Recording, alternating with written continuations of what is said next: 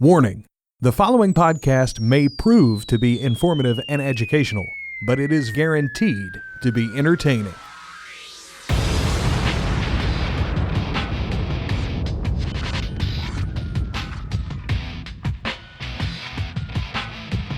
Welcome to Trivial Warfare, the podcast that takes the pub quiz out of the pub and brings it home to you. Now here's your host, Jonathan Oakes.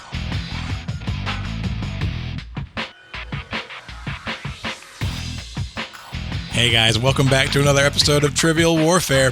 We are the podcast that takes the pub quiz out of the pub and brings it home to you. My name's Jonathan, and I am here today with Chris. Hello, Chris. Hey, Jonathan, how are you today, sir? It's good to see you, my friend. It's good to see you, too. It's been a while. Yes, it has. All right. Here today with Ben. Hello, Ben. Hey, man. How's it going? Welcome back. Thanks, man. You've been on the road lately. I've been on the road. Been to Cali a few times, and yeah. Been kind of nice with him gone, hadn't it, Chris? A little bit, you know. Yeah. He was going back to Cali. I don't think Trust me, it's been nice not seeing you, too. All right. We are joined today with two guests. First up is Sally Neumann. Hello, Sally.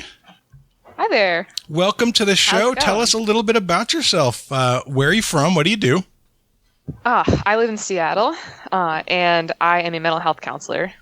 Do you really live in Seattle? I was just in Seattle. I do. Oh yeah, I know, for Geek Bowl, right? That's right. You were there? Yeah, Sabrina and I were there together. We were on a team. So yeah, we didn't run into each other, but that's great. So did you have a good time at Geek Bowl? Oh yeah, I loved it, and it was cool to see Ken Jennings. It was really neat. That was cool. So I don't know, we didn't mention that, but Ken Jennings was there. Oh, okay. Yes. Was he like a rock star there? He was actually on stage doing like an introductory thing. Oh wow, okay. Yeah. In the audience, he was like overrun, and actually, because he lives in Seattle, I sat like across from him at a restaurant the other night, a restaurant my girlfriend works at.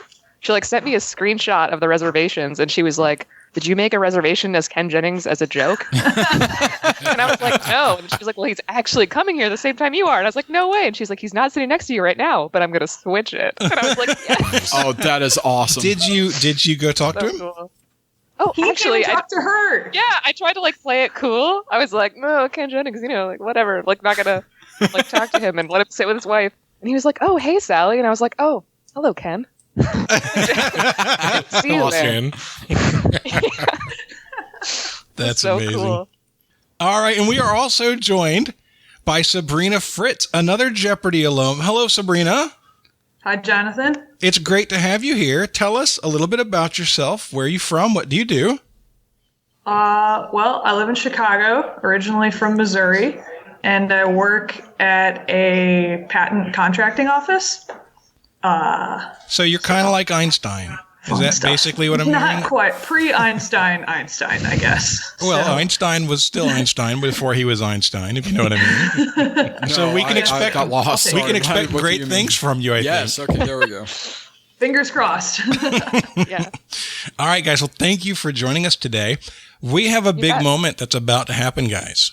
All right. You guys know what's up. You healed your foot? No, my shin. Your shin? No, it's not healed at all. It's actually still pretty bad. But not good. We've reached a milestone.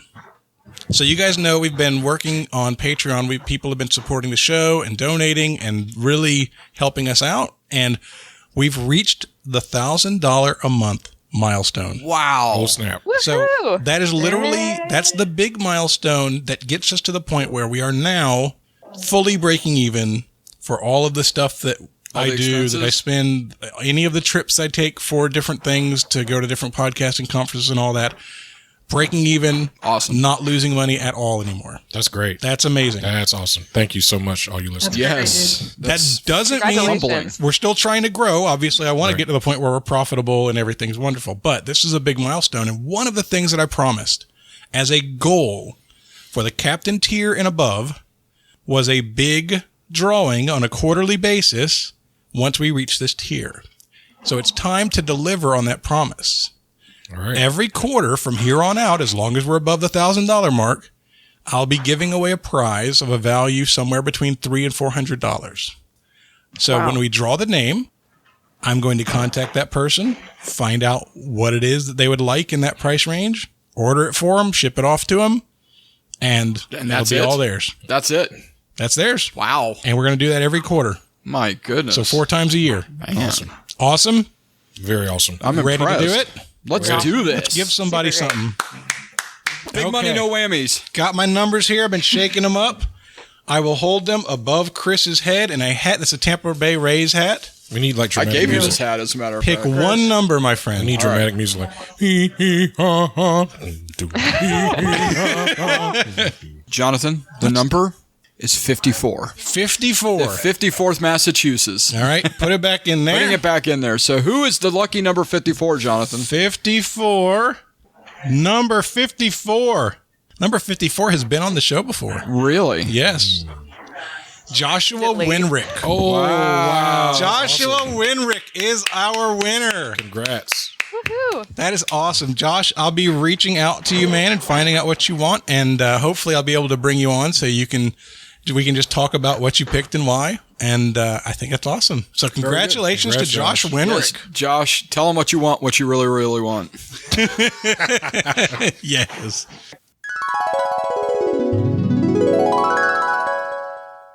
All right, guys. So we actually have Josh on the line right now.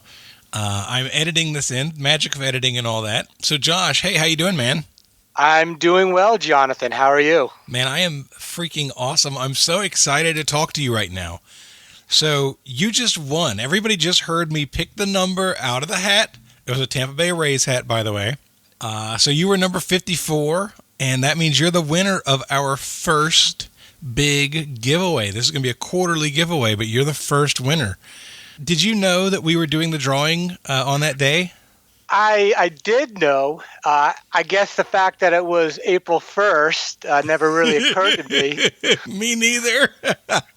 Until you shot me the message saying, guess what? And I've already had fallen for an earlier gag, so I was not prepared to actually make this a real win. And I thought you were just doing an April Fool's gag on me. Oh, my God. Couldn't believe it. There is no way. No way would I do that. That would be horrible. I'm so excited. You've been listening to the show for a while now, and as we've grown and as more and more people have joined us and started supporting us financially, it's a big deal, right? And even though I'm trying to turn this into something that's sustaining, something that could actually be a full-time business, I still kind of feel weird about doing it on the backs of donation. It's I hear you. It's hard to basically ask for money. And so one of the things that I felt really good about was saying, once we get to a certain point, I'm going to give back. And this is one of our first chances and one of our best chances to really do this. So the prize here is a max of $400, and you're going to get to pick what it is that you want me to spend that money on. You might want new fishing poles, or you might want a new Xbox 360, or you might want to donate it to charity. I don't know. But whatever you tell me to spend that money on is what I'm going to spend that money on. Before we get further, I just want to say that I've happily donated, being a TWA captain, and then I decided to actually promote myself and be lieutenant colonel recently. Mm-hmm. But I just think it's wonderful to listen to your podcast and to hear you and Chris, Carmela, and Ben. And I've happily donated and will continue to happily donate. I never expected to receive something of this magnitude, and I think it's just simply awesome. And it shows the devotion of your followers, and it shows how you've grown Trivial Warfare. And I can only expect great things to continue from this point on. I appreciate that. Thank you. All right, Josh. So tell me, man, what do you want? Well, I get to be Santa Jonathan. Well, my Santa Jonathan, I thought maybe when you first said it, a nice PlayStation 4 with SquareSoft teasing us with the new release of Final Fantasy VII. I thought maybe that might be a nice gift, but I think I went away from that, and I'm going to have you buy me something that supports my other great love of running. Ooh. And yes, I really would like a set of wireless headphones, the Beats by Dre. It's very, I guess it's very awkward. I have a pair of wire headphones that I have to, thread through my shirt, and a set of wireless headphones would really make things a lot easier when I'm listening to my music or listening to your podcast on my runs. Are they the Power Beats 3? Yes. Oh, dude, that's only $144. You got more to spend. Well, you got a freaking you got a shopping spree. Yeah. I don't really think I need anything other than that, and I figure maybe the rest can go to the podcast. Are you sure? Don't be modest or humble here. I'm serious. This is your money. It's however you want to spend it. Yeah, I think I'm good, Jonathan. I think that would be a fine gift, and I would happily take that. All right, Josh. Thank you so much, man. Thank you for participating. Thank you for being a warhead, and congratulations. I'm really stoked. Thank you, Jonathan. I'll just say that I usually never win in these contests. So again, the fact that I did win is just extremely surprising and extremely exciting, and I'm happy to support and keep doing great things. Thank you, Josh.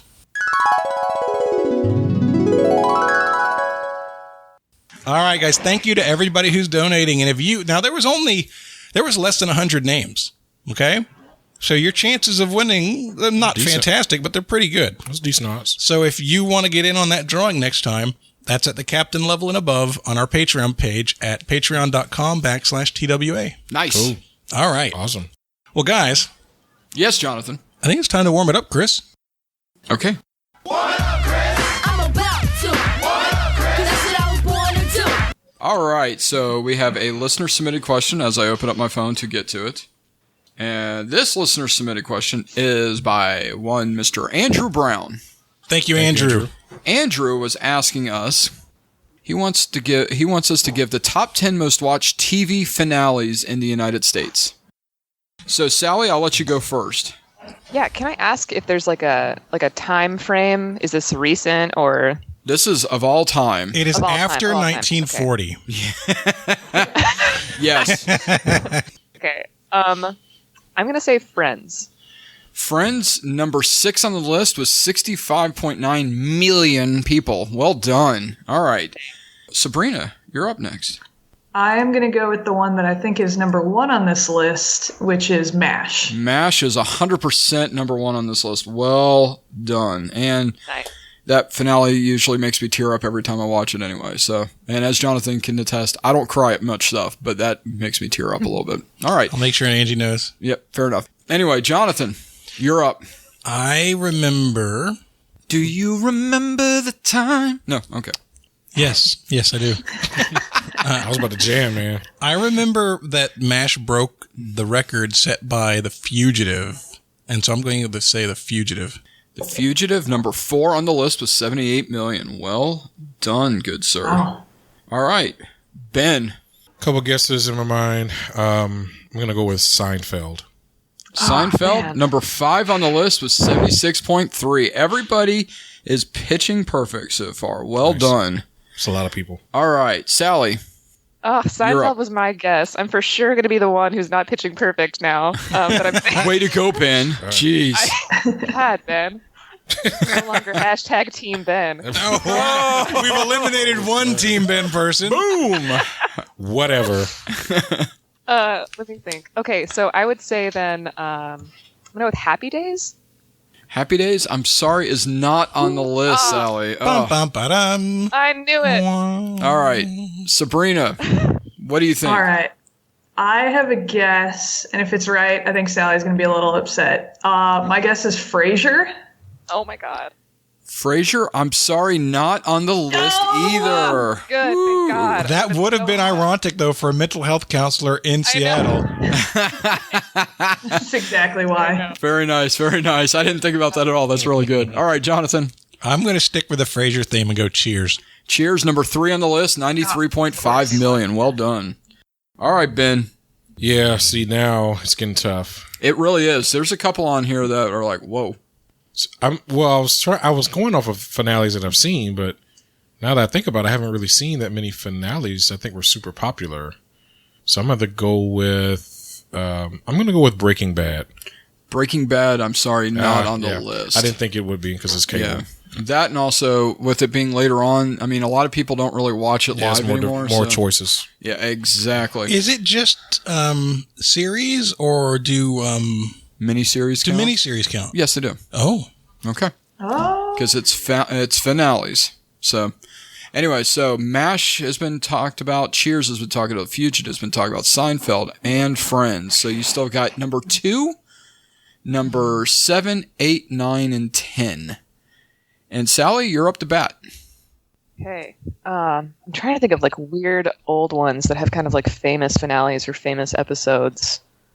And I'm thinking of like stuff like, I'm not going to say what I'm thinking, I guess. That'd be stupid. But I think I'm going to go with, I'm just going to try Dallas, like Shot in the Dark. Oh, no very nice. That's a nice thought. Unfortunately, not on the list, my friend. Sorry about that.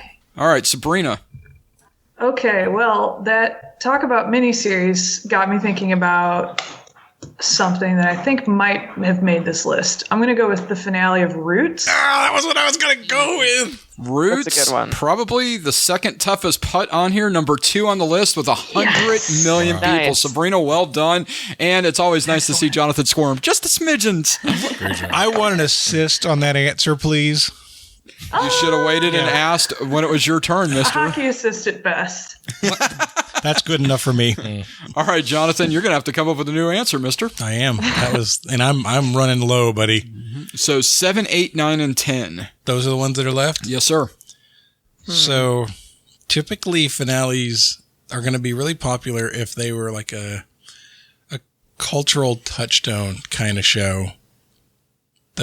And then anything that might have a dramatic ending. So I'm going to go with something that's pretty current, and it's almost certainly not on the list, but it was a big reveal, I think.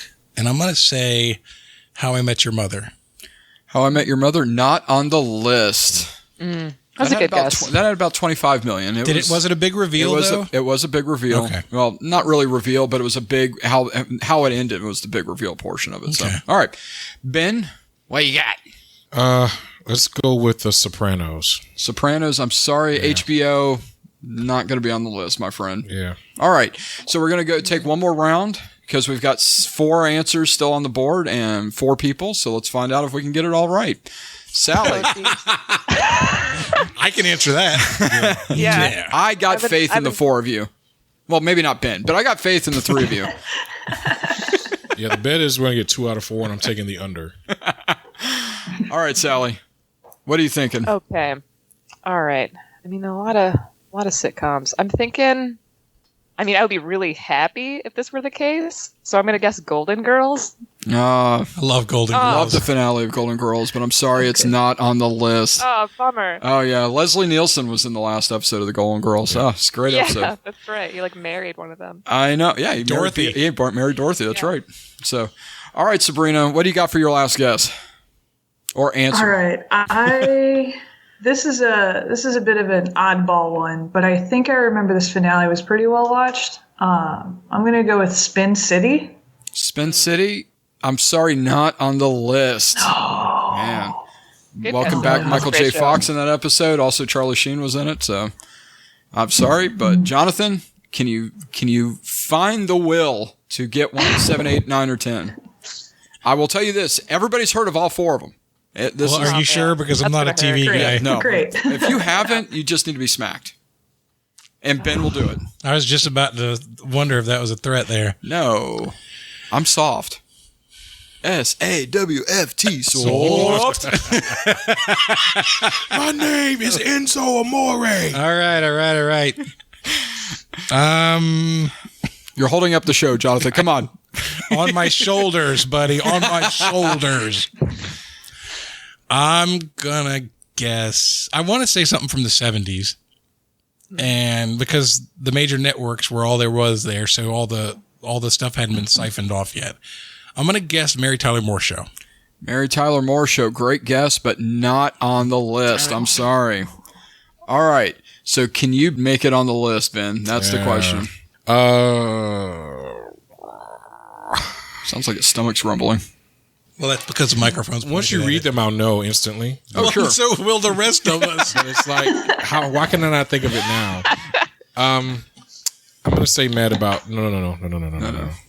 Will Mad and Grace. Will and Grace, not on the list. All right, I'm sorry. I want to know what these are. All What are right, these? we've already gone through 1 through 6. So number 7, Magnum PI with 50.7 million people. Seriously? Wow. Number 8 Seven? was the toughest one on the list. The Tonight Show starring Johnny Carson. Oh, yeah, that Oh was my God. 50 million people watched that. But the Tonight Show still comes on. well, but this wasn't a that's season. why it's It wasn't a that's why it says series. starring With Johnny Carson. Yeah. That's not the name of a series. No, that's what it was. This is the Tonight Show starring Jimmy Kimmel, and that's how they differentiate The Tonight Show stars Jimmy Fallon. Oh, sorry, yeah, Jimmy Fallon. Sorry, Jimmy Kimmel, another one. Anyway, they're may I finish the? indistinguishable. Thank you. Playing this under protest. Shut up. Anyway, number 9, and this is the one I'm surprised that nobody got: The Cosby Show. 44.4 million I people. thought about it, but that show was in decline in his last season. It really was. But it was the last but the last season, people come back for it, and then finally in 10, All in the Family, 40.2 million that was people. my 70s pick. All right, and that was your Andrew Brown again. Thank you very much for that question, and that, my friends, is your warming up Chris question of the episode. Good job, Andrew. Thank you. All right, I guys. actually feel okay about not getting those. That's okay. Yeah, I'm with you. I'm with you. Like I I said, feel less the bad than I thought I would. yeah, the I know. Tonight Show was the toughest one, I thought, for sure. So today's I thought you were game, going to be something weird like Perfect Strangers. I'm like, why? Love that show. Balky tall. goes back to Meepos. That would be awesome. How about the Perfect Strangers movie, Back to Meepos? Oh, man. Okay, so today's game, this is going to be a slaughter, I fear, Chris. But Chris and I are teaming up for Thanks for having faith in us, Jonathan. Well, everybody thought that I was talking about us as being the slaughterers. Oh, yeah, no. Yeah, no. I know what you're talking about. So Chris and I are teaming up for only the second time, and we've played trivia together for years. Actually, we don't play anymore. Sadly we enough, never get to go. your schedule kind of sucks. Yeah, yours too. Whatever. You suck. Your mom. Your face. Only when I drink out of straw. So Chris and I are teaming up to take on Sabrina and Sally. Woohoo! And so the reason that I say we're going to get slaughtered is both of them are Jeopardy alums. Yep. And I've taken that test, and I know how hard it is. Yeah, You have to be really good just to get past that layer. But you never know. That's true. We've seen weirder things happen. In fact, the end of the last game proves that anything can happen in a game of Trivial Warfare. That's very, very true. So guys, it's time to play the game. Time to play the game!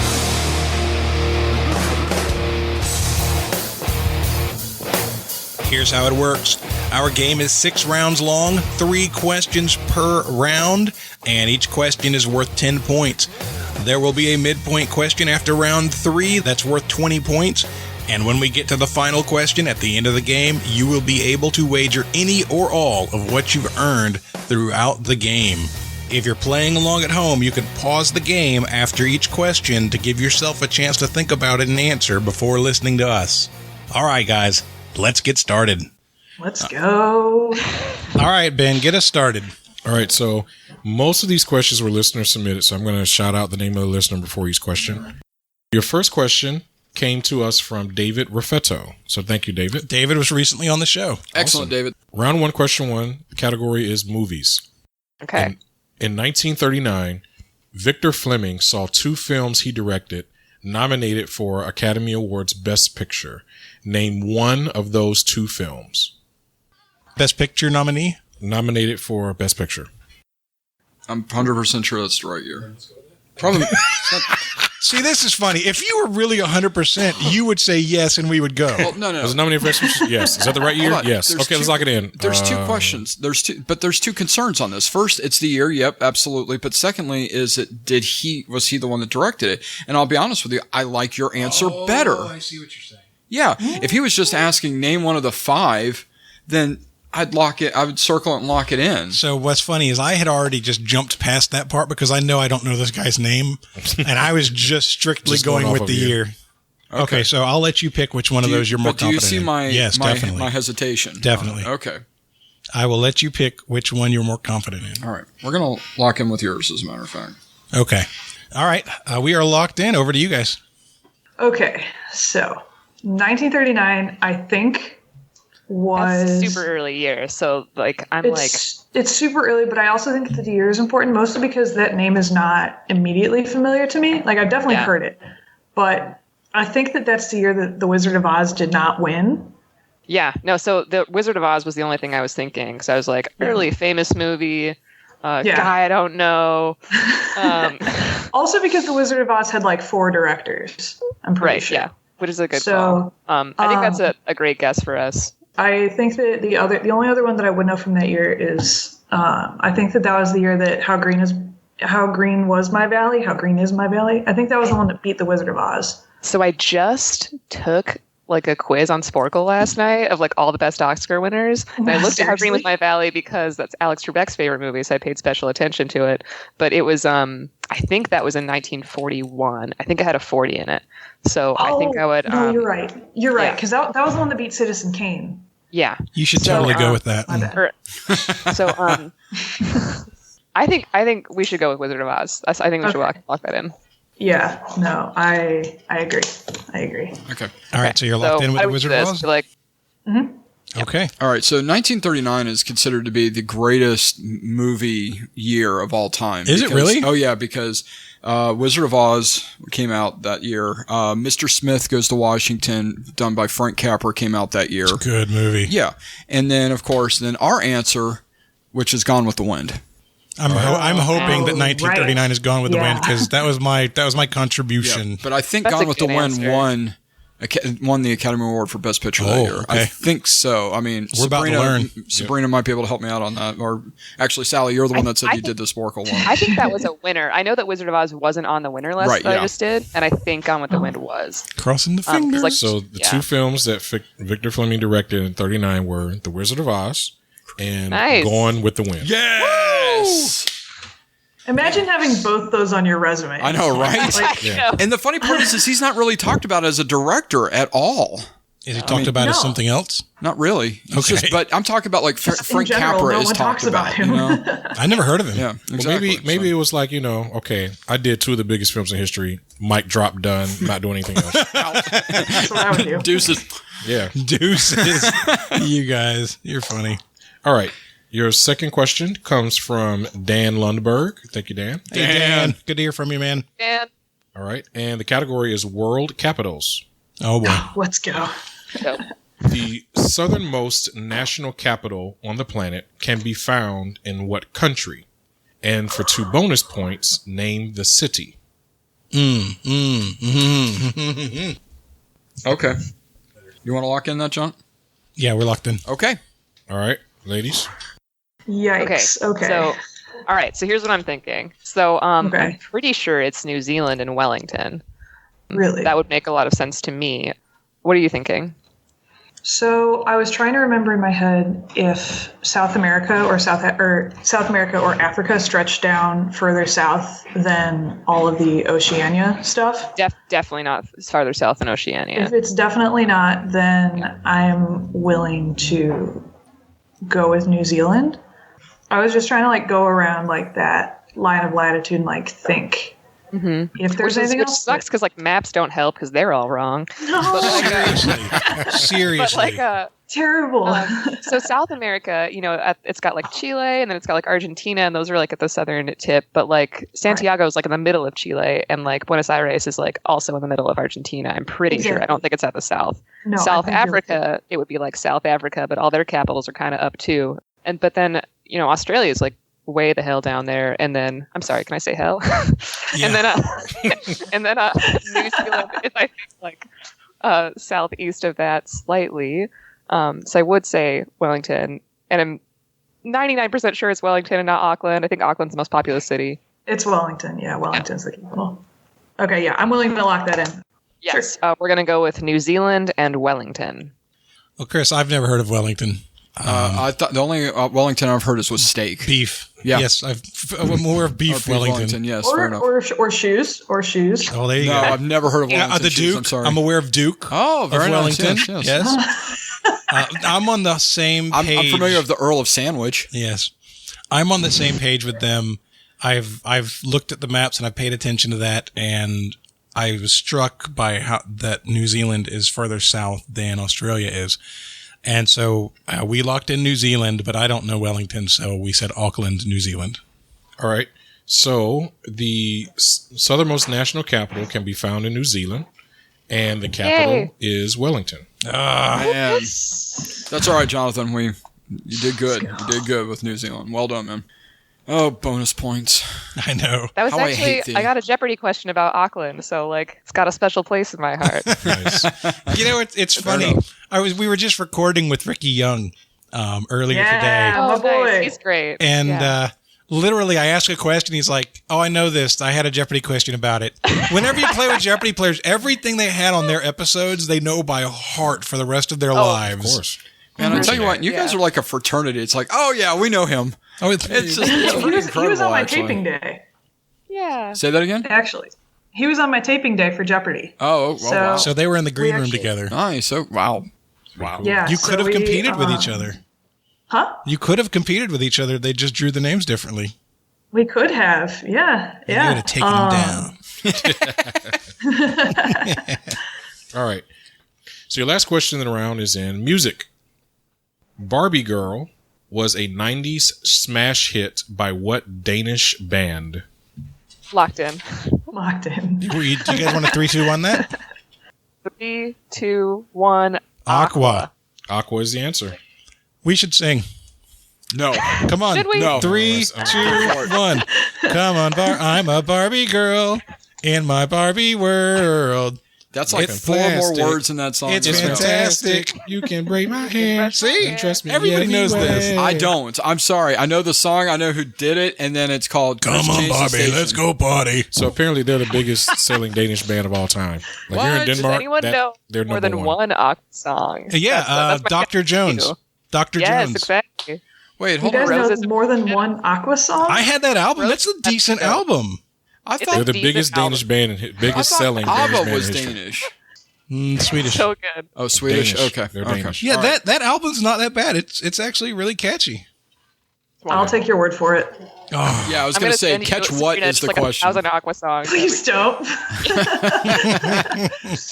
Please don't. all right. After the first round, Sally and Sabrina have 32. Chris and Yeah. Jonathan have 30. All right, we're not Close. getting slaughtered yet. All right. All right. Second round, first question is college basketball. And this question is brought to us by Scott Gant. Thanks, Scott. Thank you, Scott. Scott's over there in Indiana.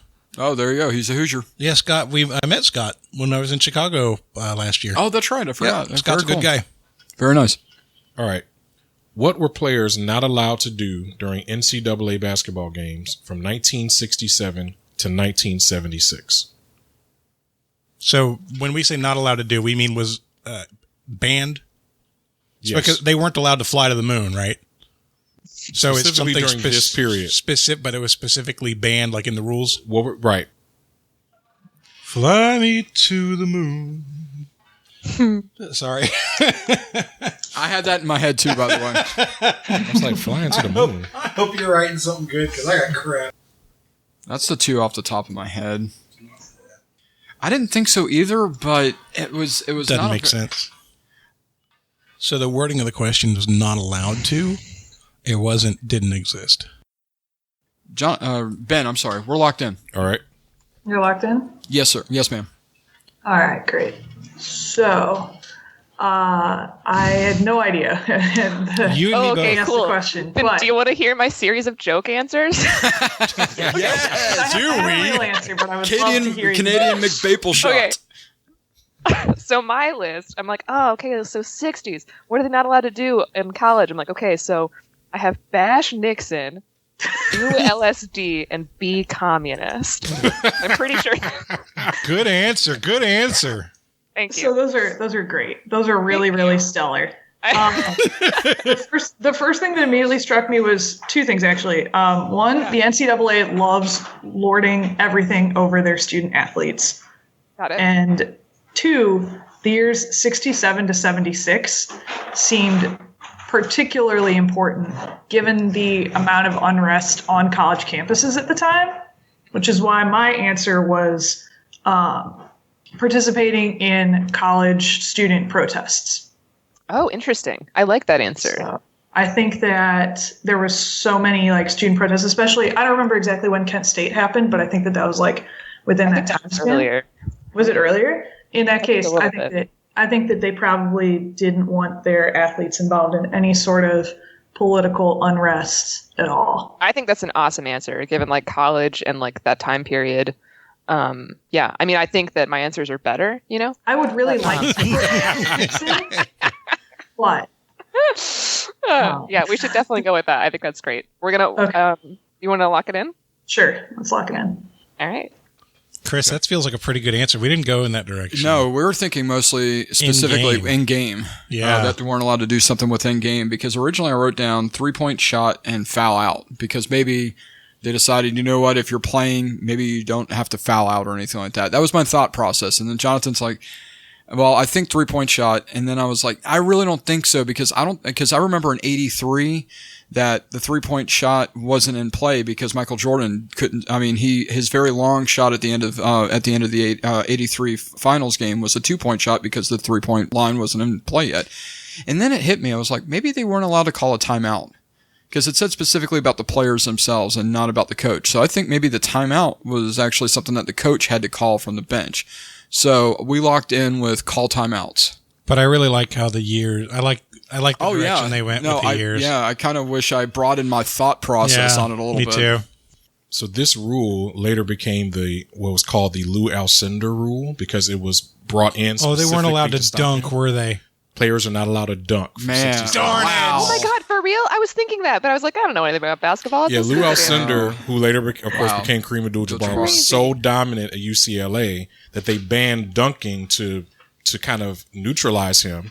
And that's actually where he started to develop the hook shot, the sky hook, because he wasn't allowed That's to. a great question. If I'd have thought of that, we would have gone with it because that's a dunk can almost be like a celebration in a play. Yeah. You know what I mean? You're right. Mm-hmm. Man, all right. And the NCAA hates fun, so that Exactly. Yes. makes a lot of sense. Makes a lot of sense. Man, all right. Well, I our talked perfect myself games are out of broken that. up. Thanks, Ben. No. You're welcome. Was that a Ben question or was that was it a listener question? That was Scott. Oh, that was Scott. Thanks, Scott. Way to go, Scott. Actually, that was a really good question. I like that. Yeah, I kind of Now, this question is a Ben question, so, Oh, great. throw all the hate on me if you want. Jeez. All right, so your next question, the category is fashion. Great. What is the term for a person who collects athletic shoes as a hobby? Great, locked in. So you're locked in, Sabrina, without I'm talking locked to in. Sally? Yeah.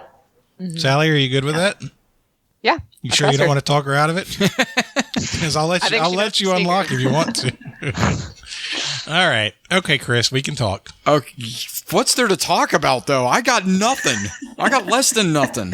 I got zero nothing. You know, so Doctor Who fans are called Whovians, right? Oh, nice. I like Maybe that. it's a Shuvian. Oh my God. Oh, I like it. It should be now. Oh, man. That should be it. It's So definitely right. Ben, read the question again, please. What is the term for a person who collects athletic shoes as a hobby? Okay. A Nikeologist? Right. So I don't think Thank you, it's gonna- Sabrina. I appreciate it. You gave him the courtesy chuckle. I don't think it's going to be brand specific. I completely agree with you. I mean, but is there a Latin term for shoe or for foot, maybe? But that's interesting. I'm trying to grasp something out of nothing here. Podiatrist, a podiatric Specialist. a podiatric specialist. Yes. A podophile? Oh no. No, it's my turn to be sorry. Whoa. So let's try and. I'm just thinking there's got to be some logic around the name, hopefully. So other people who collect things, coins, numismatists, Oh, nice. right? Well done. So matist, is that the suffix for one who collects? Or what are other people who collect things? Do we have any other terms that we could think of? Who collects stamps? Those are It's it's not philanthropist, dude. No, it's not. No, but it starts. I think I don't remember. But it's I hate that I can't remember that. That stinks. Okay, so do we know any other collectors? Because what I'm trying to do is figure out a format for the word. No, I'm right there with you. Because I've always been like for example, I collect comic books, but I'm a comic book collector. I didn't think there was a gist or ology go with sneaker collector. But you get my point. Yeah, though. I know what you I've mean. never really I know what you heard mean. of the. I know what you mean. Well, that's the and thing, then though. Sabrina nailed it like that. Well, she's smart. Well, I'm not. We don't have that advantage. I am one of these people. Ben, terrible. Like I was supposed to know. You're supposed to know this You did stuff. that like he was a dog. You're like, bad boy. Oh, that ain't right, dude. That's mean. And Ben, cool. Yeah, if it's you cool. felt that way, then it's Jonathan's fault. No, stop. Stop being overly sensitive. Oh my gosh. Okay. Have you met me? Yes, that's All why right. I'm telling you to stop being overly sensitive. So we got tennis shoes, we got sneakers. I'm trying to think of other words for athletic shoes. Those are the sneakers are the ones that really stick with me. Okay. Right. No, I'm right there with you. So sneaker is probably, if it's not some fancy Latin word, a snickerdoodle? A sneak mismatist. Oh, nice.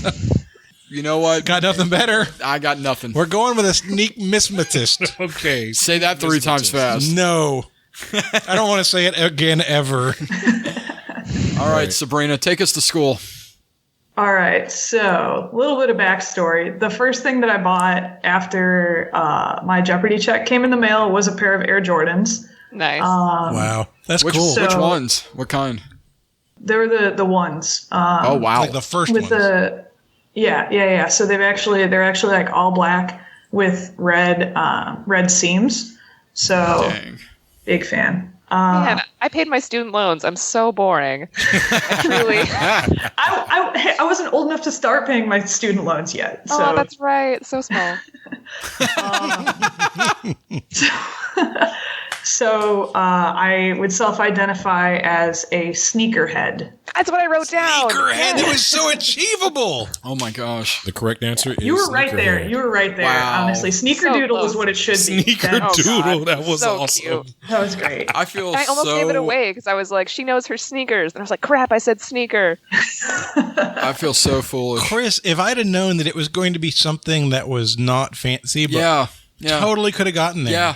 I can take some pro wings, make them cool, sell those, so sneakerheads will be like, he got the Velcro. But we I didn't honestly, know. I thought you guys were going to talk yourselves into it there at the end.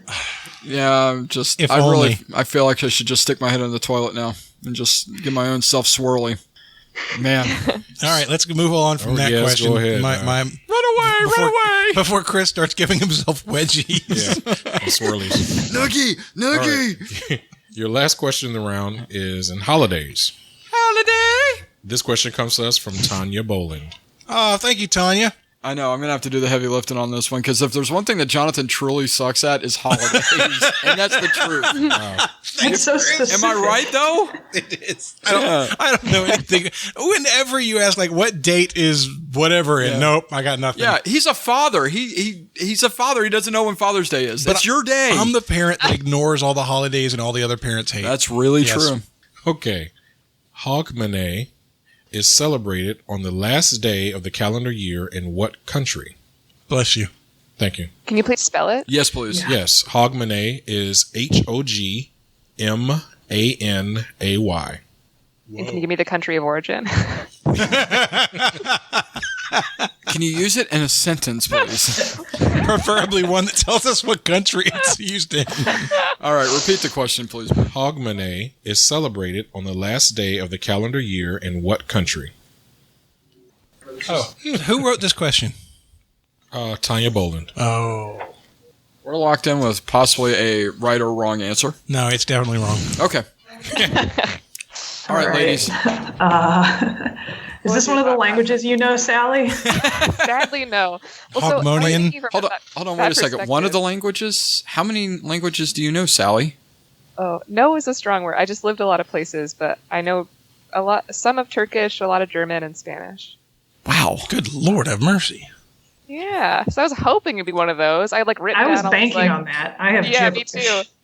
Okay, so I've written down, so because not a ton of countries would have an H like that, like a ton of languages, it's like either probably Anglican, or the only other one I was thinking of was like, like a Nordic language.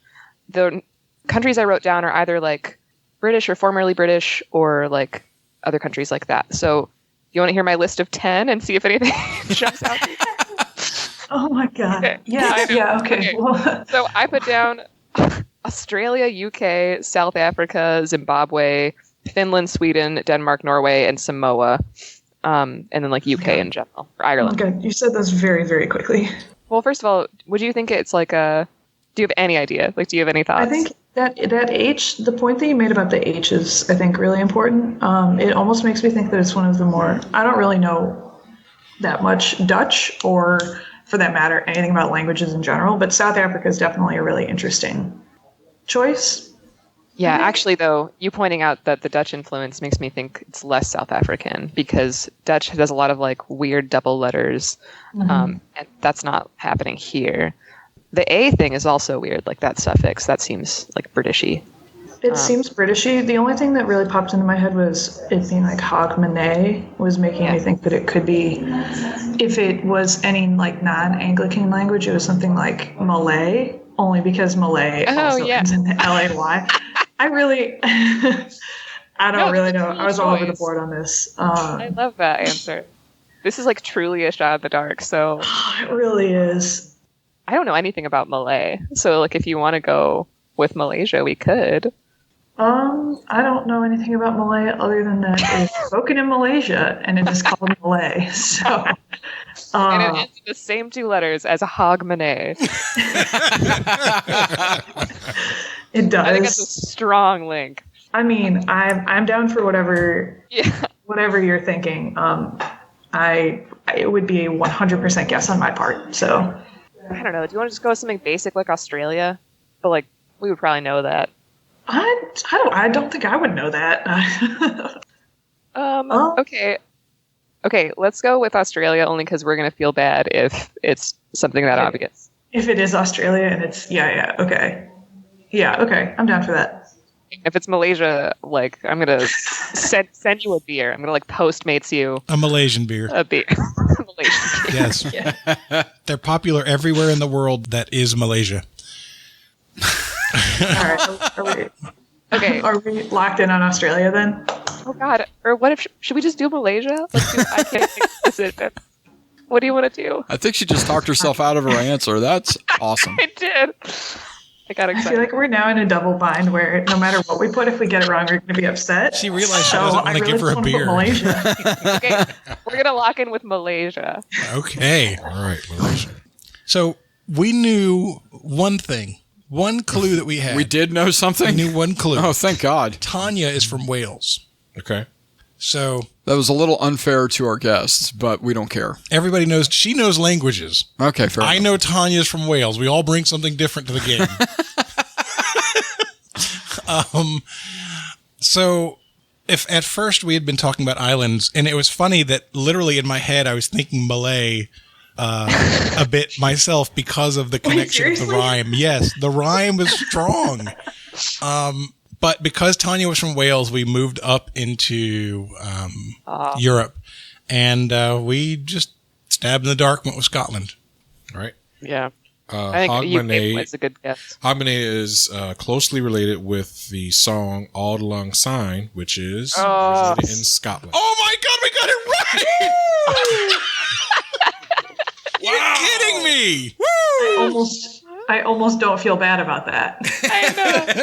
I thought that would have been like too obvious. I think Malaysia is a strong choice. Man. Oh my gosh. That Good job, guys. That's was so awesome. Cool. Okay, that's the end of the second round. The score is 42-40. Sally and Sabrina are in the lead. We're not getting slaughtered. yet. Yeah, don't talk so much, Yeah, Chris. give it time. Hey. Oh, wow. Trash talk is starting now. Oh, snap. Hoo-ha. The gauntlet has been thrown. No, that's not until That's later on in later. the question. I know. Third round, we're going to kick off with a category of hip-hop legends. All right. Because you look at me and you think hip-hop legend. Of course. All right. So I'm actually going to read you some lyrics, and I want you to tell me the legend who coined the lyrics. I'm really hoping you're about to say, sitting on the dock of the bay, wasting time. Because if that's the lyrics, I'm going to get it. Okay. Well, that wasn't a hip-hop legend. A legend nonetheless, but not a hip-hop legend. Okay, here's your lyrics. This ain't funny, so don't you dare laugh. Just another case about the wrong path. Straight and narrow, or your soul gets cast. I have a possible link. Okay. Like way out there link. I was going to say, can we phone a friend? You may not. I would call Ben. Wrong show. You can't call me and you can't call Corey either. Don't like this answer at all. We're locked in. Ah! Ladies? Oh, boy. Okay, Sally, what are you thinking? Oh man, this is not my area. What are you thinking? So, I wish we had like a year or something, or else I'm just going to guess a random hip hop artist. like, the thing is, these lyrics sound very old. So my immediate thought was like mid-90s. And like people who were active in the mid-90s. I basically narrowed it down to 4. She's like very old. Tupac, Mid-90s. Yeah. So I have Biggie and Tupac, Jay-Z, and Nas. Mm-hmm. I'm not familiar enough about any of them to like eliminate them based on the fact that just how like the lyrics sound. But I think that it doesn't sound like Jay-Z. If it's going to be Biggie or Tupac, I think it's Biggie. Okay. But I feel like I'm quite conflicted, essentially, is what's going on here. Because I want to say Nas, but I don't know for certain. I think you got a couple of really good guesses there. I think I've said it, so I've set myself up to be upset. So that's one of our okay. goals. I'm still upset about Hogmanay. Yeah, I'm gonna be upset about that for a while too. I think I've got Scottish as hell. Seriously, I think I've got. Let's go with Nas. Let's lock in on Nas. I think it's a great answer. We'll lock in with Nas. All right, so Chris totally doesn't agree with what we locked in with. Okay. You mean what Jonathan locked in with? But here's where my brain was at, okay? The first lines you gave us was, "This ain't funny, so don't you dare laugh." That's kind of setting it up like, this is something that's probably going to be funny, but I'm prepping it like a comedy kind of thing. And then the last part, your soul gets cast, made me think like supernaturally. And then I tried to put that together with hip hop legend. And I came up with the Addams Family Rap by MC Hammer, who's definitely a hip hop legend. So we said MC Hammer. Yes, Jonathan said MC Hammer. That's brilliant. Yeah. I mean, the logic wasn't bad at all. So I'm going to sing these lyrics or rap these lyrics and see if y'all. Yeah, there we go. Come on, Ben. Lay it down. This ain't funny, so don't you dare laugh. Just another case about the wrong path. Straight and narrow or your soul gets cast. Good night. Knock him out the box, Rick. Knock him out, Rick. Oh. Hello, Cool Doesn't J? ring a bell at all. No. The answer is Slick Rick. Oh, wow. No. I know that from like the Star Wars one. It's like, knock him out the box, Luke. So George Lucas did not originate that. It's great. Well, yeah, was it George Lucas? No, Was it Harrison? no. That line was by Slick Rick. Easily the biggest song he ever did. Anyone knows anything about hip hop would instantly recognize him as a legend. This song. I know who Slick Rick is. I don't know who Tim Stat is. He started. Tim Stat is the guy. That's who we needed to call, dude. That's what I'm trying to tell you. Oh, yes, dummy. he would know. I thought you were trying to name other rappers. No, not I'm after like, you. What kind of rapper's name is Tim Stat? No, I'm saying that's who we should have called. Tim would have known. I would have called Tim before I would have called Ben. God. Oh My goodness. Oh my God. That was hilarious. I'm glad you're enjoying yourself, Ben. Oh, let's go to another category, please. Thank you. All right. Please. The second category. Second category is sports. Sports. According to the Women's Tennis Association, as of April 1st, 2017, who is the number 1 player in the world? Other than the obvious ones, the only women's tennis players I know are people like Martina Navratilova and Jennifer Capriati, dude. So I'm not going to be much help here. No. You do know I said 2017, right? That doesn't help me with what I know. I only know the legends. This is payback for that number 1 golfer in the world question, isn't it? I thought about it as I was writing. Yeah, that's what I thought. We're locked in. All right. So I'll read you the list of what I have right now. Okay. I have, this is the actual list: Serena, Wozniacki, and then crossed out the French one because I remembered the French one's name, which is Eugenie Bouchard. But then I remembered there's another French one, so I wrote the other French one, and then the letter F. So we had the letter F too, but we pointed it at Ben. I don't think it is Serena because she came into Wimbledon seated as it was like a 12 seed. It wasn't like a number 1 seed. So I don't think it's Serena. I don't think it's Wozniacki. It could be Eugenie Bouchard, but I think it's the other French one that I cannot think of the name of. So what I've done is write Hogmanay, the Shining style, 1 million times in a notebook. Oh no.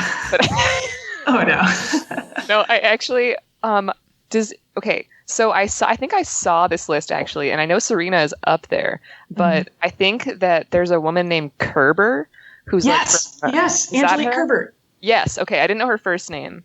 Yeah. But I think she's a good bet. I think I remember seeing her and being like, who is that? Why is she topping Serena? What is this business? Okay. I think Kerber is a great guess. Okay, cool. Do you want to go with that? Yeah. Not talk myself out of it? Please no. We could put Malaysia again. That would be... Oh my gosh, yes. Remember when Serena Williams got beaten by the entire country of Malaysia?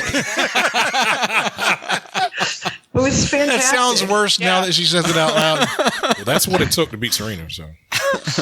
Okay, we're going to go with Angelique Kerber. Okay. Chris, I feel bad because I've heard of Kerber. Have you? Yes, we couldn't come up with many names, but I've heard of that one. No, we came up with Heather Fuzzy Balls. Hyphenated? Heather Fuzzy Balls. I thought it was Mick Fuzzy Balls. Oh, I'm sorry. Thank you very much. Well, I threw out the Mick because of McMaple Bacon. I didn't want to attach it to that. So Fuzzy Balls referring to the tennis balls that get fuzzy. Yes, that's correct, yes. What were you thinking, Ben? Yes, Ben, tell us more. What were you thinking? I'm trying to clean it up so that we won't get any nasty grams on Facebook. Oh, too late. All right, so last week Serena was actually number 1 last week. Yeah, we knew this week. We knew she had lost. First, the number 1 player in the world who just got beat by Venus Williams is Angelique Kerber. Yeah. Oh my God! Yes. Nicely done, ladies. Wow, really nicely done. Probably the only sports question I've ever gotten in my life. Great. Yep, she saved it for the right time. All right, your last question in the round. The category is fun with flags. Yes. Wait, okay, is this a listener submitted question? It is. Thank you. Submitted by Zach Barmek. Hey, thank you, Zach. Yes, thank you, Zach. Only 2 nations in the world have flags that do not feature red, white, or blue. Yes. Name one of those countries. You locked in? One of you trust the other? Sally's locked in, yeah. Okay. Wow. I think I know what she's thinking. Dang. So, Chris. Yes, Jonathan. There is no fun with flags in this question for me. It does not have red, white, or blue in it. Right. So we're talking greens and yellows. Jamaica. Somebody has black, yellow, and green. It's not Ireland, is it? No. Okay. It's Jamaica, isn't it? Is it Jamaica? I associate it with Rastafarianism. Actually, I'm seeing everything Jamaican to me is Cool Runnings. And I'm seeing their outfits, and I'm not seeing any other color. Black and yellow and green, right? Yeah. I like that answer. I like it a lot, actually. What Germany? Germany. Black, yellow, and what? Red? Yeah. I thought they had red in there. Okay, they probably do. You want to go with Jamaica? I'm good with Jamaica. All right, we're going to go with... That's a country, right? Yes. It's not just an island. No, it's a country. They got a capital and everything. Yes. All right, we're going to go ahead and go with Jamaica. Locked in. All right. Can I guess what Sally said? Yeah. So, African country? No, actually, but... No? Dang No, it. I know. Well, what were you going to think that I said? Libya. No, but because that changed, actually. It used to Really? be Libya. Libya used to have a totally green flag, and then Yeah. a few years ago that changed because I got it wrong on a trivia thing, and I contested it. I was all mad. I was like, it's totally green, and he was like, it changed. I was like, the worst. It's like a mood So ring it's flag. actually not Libya anymore. But I went with Jamaica just because I know for sure that's the case, and I forgot the other country.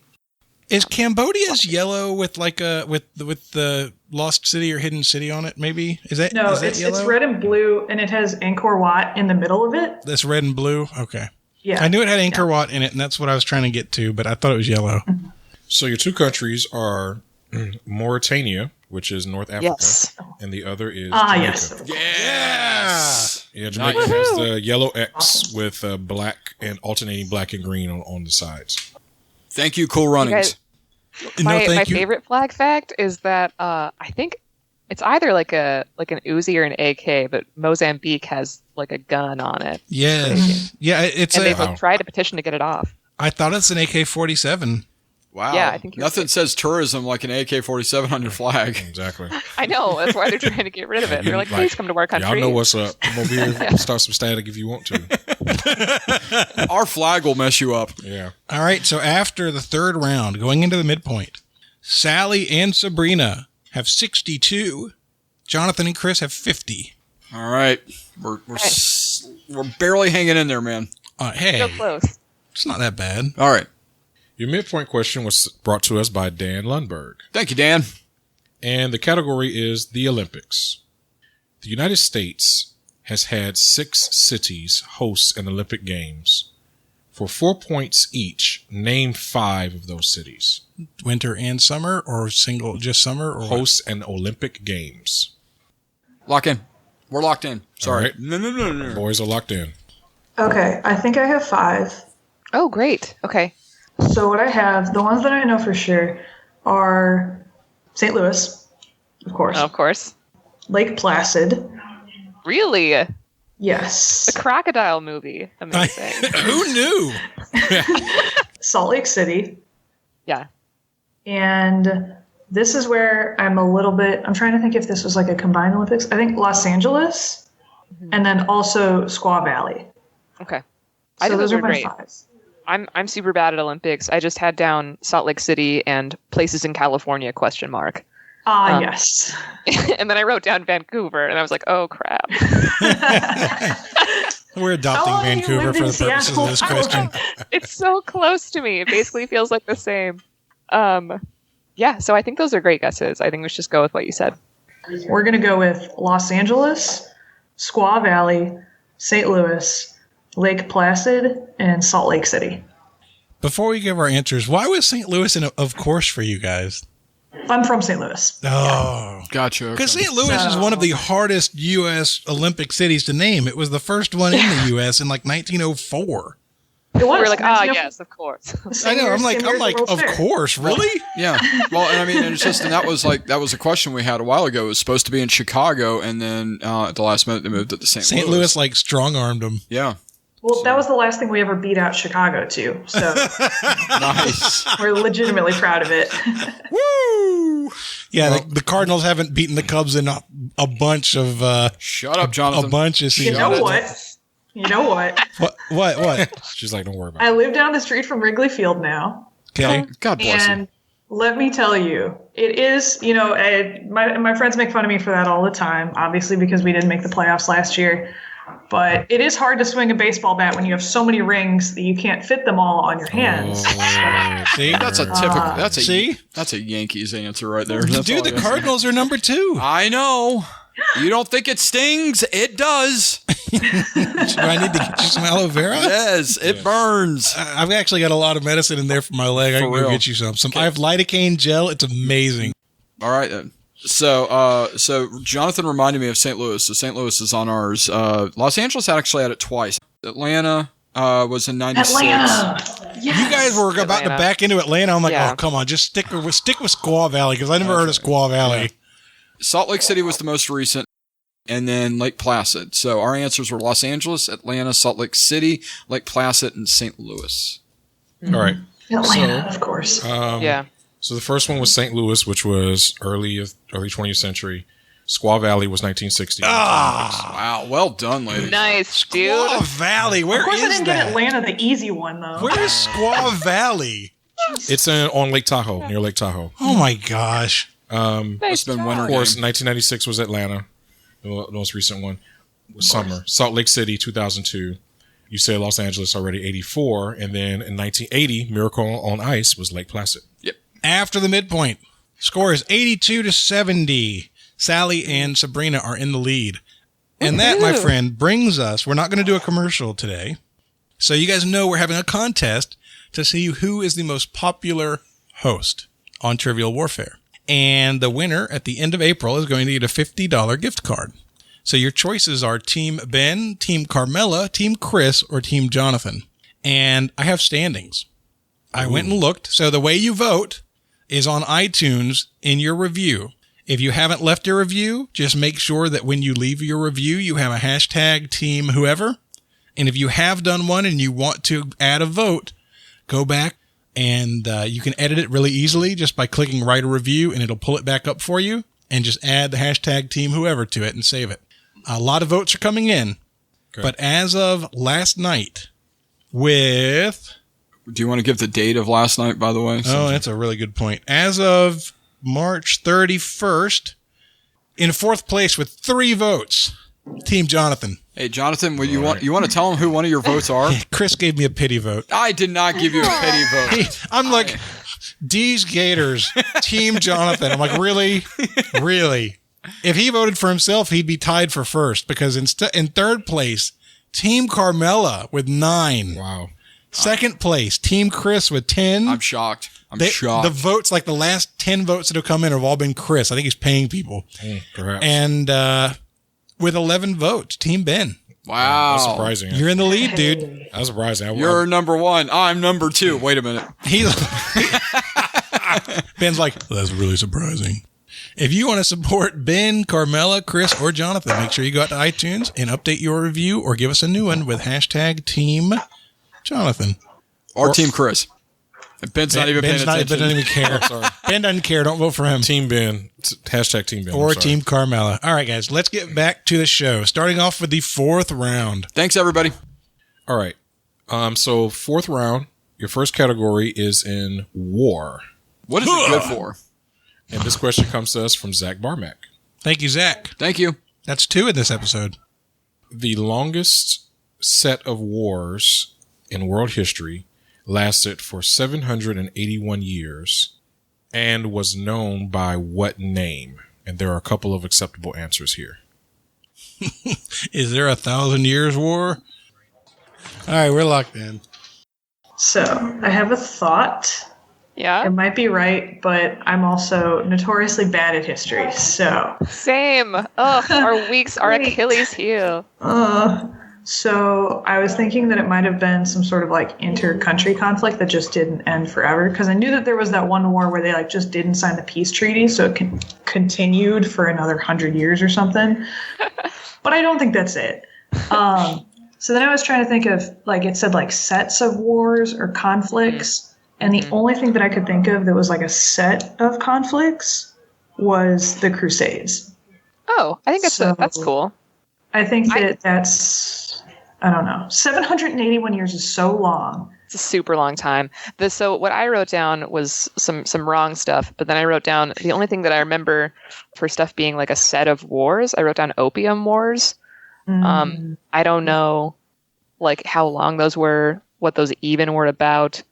I mean, about opium, but like, you know. There were definitely, I think, 3 opium wars. Opium. In like I don't even remember what century, like the 1700s. Exactly. I don't remember the century. I don't know whether it's like ancient or like last year. Like, I don't know. But they're still going on. People are still fighting over opium. Wait, we're fighting? Okay. So do you want to go with, I know the Crusades lasted like a long time. But I don't know if Crusades lasted a long time. There were so many of them. Did they count as wars? The reason that I even thought about that was because they subdivided them. They talked about like the First Crusade or the Second Crusade, or like the Children's Crusade, and all of this stuff. And like the most anti-cute. What's Billy Graham's Crusade's name? Billy Graham Crusade. But I really think that whenever they were occurring, like the early like thousands-ish, I think that they lasted for a really, really long time. Yes. So the only thing that I could think, like the only conflict that I could think of even lasting more than like 500 years would be that. My only qualm with that is that I don't know if they're classified as like wars, because they're just called like the Crusades. I mean, I've got like Trojan, Peloponnesian, stuff like that. I don't know. I didn't even think about ancient stuff. Oh, it's probably an ancient thing. Oh no. Oh no. I don't know, whatever you think. You make the decision. Oh no, okay. I can't. Okay. I mean, that's the Punic Wars is like the only other thing that maybe you can think of. But there was three of them. But there was three of them, and I also don't think that they have another name. I think that's a good guess. The Crusades or the Punic Wars? I think well, okay, I'll leave it up to you to pick between. I know you don't want to put Crusades. No, I'll put Crusades. Because they did last a super long time. Okay. Do you want to lock in with Crusades? Yeah. Let's lock in with the Crusades. I'm going to feel real bad if it's not. I'm sorry in advance. Okay. No, it's okay. So, I got a lot of wars run through my head, right? The Punic Wars was one of the choices, but honestly, that was really centered around the Barca family. That was Hannibal and his father, Hamilcar. Hannibal, that was his name, And so that's only 2 generations. And there was a third, but I don't think it was 700 years later. So I didn't think it was the Punic. The Crusades, I think, and there's ignorance that's about to be revealed. I think they started in the late 900s or early thousands. I know I just asked a question about the Third Crusade, which started in 1189. And so the Third Crusade I thought was closer to the end. And so I would have thought that was maybe 300 or 400 years, but not 700. Well, and I said the War of the Roses because I knew that was like Henry the Third, the Fourth, and the Fifth. And that started right after the 100 Years' War. Like literally it transitioned from one to the other, but that only lasted 50 to 100 years ish, right? Only. We ended up going with do you want to say it? Yes, the Peloponnesian Wars. Look at you. Good job. By the way, and for the record, I wrote down Peloponnesian. Yeah. So, well, I sort of wrote down Peloponnesian. And this is probably wrong too, frankly, but I know that Athens and Sparta were fighting for a long time. All of their neighbors were involved. The whole country was fighting amongst itself. So we said the Peloponnesian War. Honestly, not confident in it though. All right. So the longest set of wars started in 711. It was a 7-Eleven where it started. It started in a 7-Eleven? Slurpees. In the year 7-11. One bad convenience store fight later. This might be Crusades if it started in 7-Eleven. So it started in 7-Eleven and ended in 1492. And the longest set of wars were called the Reconquista, also known as the Iberian Religious Wars. Oh, wow. It was a conflict between Christians and Muslims who had settled the Iberian Peninsula. Basically the Crusades. That's part of the Crusades. Part of that. It's like the Crusades. It was part of the Crusades bled over into it, but what we know is the Crusades started that movement. That religious movement was a European religious movement. It actually started later. Yeah, the first Crusade definitely wasn't in 700. Yeah. So there was kind of an overarching family of wars. Right. So the Crusade family of wars, what we know is it started later in different regions. They're like the ugly cousin. And so these are 2 conflicts that ended up being related to each other later in history. Next question. Category That was a good one. That was a good one. Yeah. Thank you. Mm-hmm. Well, thank Zach, actually. All right. So your second question in the round is in science. Science. Mixing equal parts of an acid and a base will produce what 2 things? You know me in science. All right, Ben, we're locked in. I like to say the word. So, I hate chemistry, and this is my worst nightmare. I know. You and me both. We're eye to eye on that one. I wrote down Nicki Minaj's favorite super bass. And that's I hate you. I wrote down super acid and super base. I also wrote down I don't know, it's called neutralization, like when you do that. Like it makes, that's all I know. And so maybe it has something to do with hydrogen, if it's asking what 2 things it produces, does it produce H plus and OH minus? Yeah, so that's kind of along the lines of what I was thinking. I tried to write out an equation on my paper, but then I was like, this is giving me terrible flashbacks to Chem 103. And so I stopped. But yeah, I think that especially if it's not a perfectly calibrated reaction, you're always going to have other stuff that's produced. So I think that H plus and OH minus would be logical products there, no matter what the acid or the base is.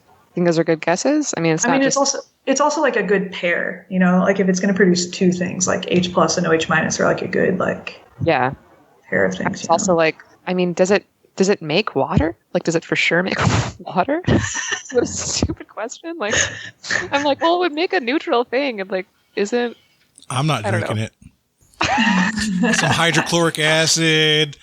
Get some hydrochloric acid. I don't know that. Put them together. I'm not drinking it. All right, that's what I'm saying. Close enough. Yeah, right? Yeah. OHCl3, hydrochloric acid. Okay, well then let's No, go based. with that. Oh, sorry. Thank you for correcting me on that. All those bases belong to him. Yeah. Yeah, let's go with H plus and OH minus. Let's lock that in. We're gonna lock in with that. Their answer makes me feel really inadequate, Chris. I don't even know what that means. But we said the very simplified version. I think it's the same thing as they said, and just said a solution. Because by definition, I think you have to be left with a solution if you mix those two together, I'm hoping. When you mix equal parts of any acid and any base, the two things you will always get are water and a salt. Water and salt. God damn it. Water wasn't stupid. Water wasn't stupid. No, it wasn't. I threw water out like first thing. I'm like, there's no way water is one of the answers. Right. If any of my chemistry teachers are listening to this, I'm so sorry. Water. I'm so Water. Ben, you just made me feel dumb. Thanks, Ben. Ben, You're welcome. Appreciate you're it. on the list. I made it. Speaking of the list, your next category is in wrestling. Okay. Oh, no. Wow. All right. Hopefully we'll be able to make up for that last one then. Because I may be dumb in chemistry, but I'm smart in wrestling.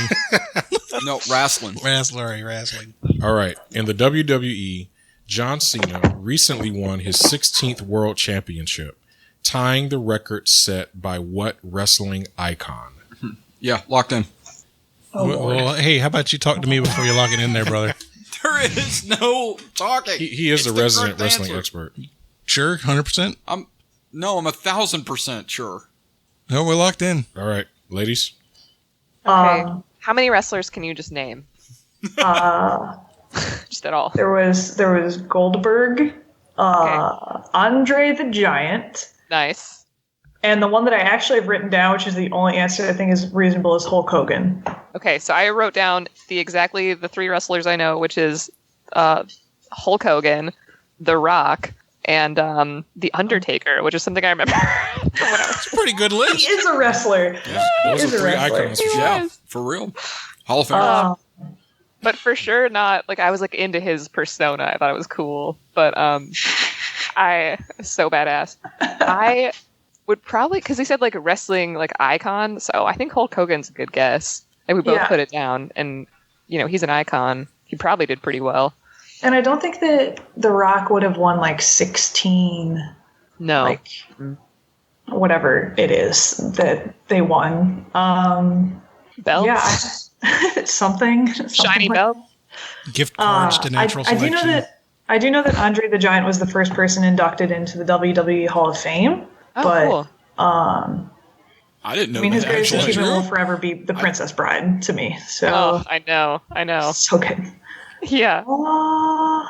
I'd be down to say Hulk Hogan. Okay. Let's do that. We're gonna lock in with Hulk Hogan. All right. Okay, my locked-in answer before I got Jonathan's okay on it was Charlotte, North Carolina's own Ric Flair. And the correct answer is the correct answer. It's more writer than the other one. He fell English. That's impossible. No, I was thinking I was gonna say his kind of theme thing, but my brain's still not working. The correct answer is Ric Flair. Yes. Thank Oh goodness. man, Dang. never heard of that person in my life. After the fourth round, the scores are 82 for Sally and Sabrina to 80 for Chris and Jonathan. And even though I got it right, Ooh. Jonathan's still annoyed with me. Your first question in the round is in the category. It was my understanding that there would be no math. No. How do you follow up a Let's go. chemistry question with a math question and just sandwich Ric Flair in between? You threw out the literature question, okay? So just deal with it, okay? Oh, not math. Anything but math. In geometry, what is the name for a straight line that touches but does not cross a curve? Straight line. Duh. Well, he's got a point there. You can't really I'm argue looking for a specific term relating to that. Can't line. really argue with that kind of logic. What geometric term defines a straight line that touches but does not cross a curve? So what you're telling me is that a straight line is not a geometric term? Yes, that's what I'm telling you. I think I can lock in on this. Okay, I trust you. All right, so they're locked in, Jonathan. Well, luckily for you, it's not a straight line. I'm so confused. I thought he said it's a straight line. What are you talking about? He said it's a straight line. It is a straight line. Right, so a geometric term is a straight line. Stop with that. Yes, sir. Stop. All right, I'm stopping. So, I don't know the answer. After all that, you still don't know the answer? No idea, right? I'm put in the mind of trigonometry more than geometry. Now, trigonometry might just be more advanced. You have so many excuses. Science, it's biology, but it's not chemistry. Can we talk, please? You know, math and me, we don't get along. So, everyone who's listening, just forgive my ignorance. Okay, I'm just trying to get to something that sounds reasonable.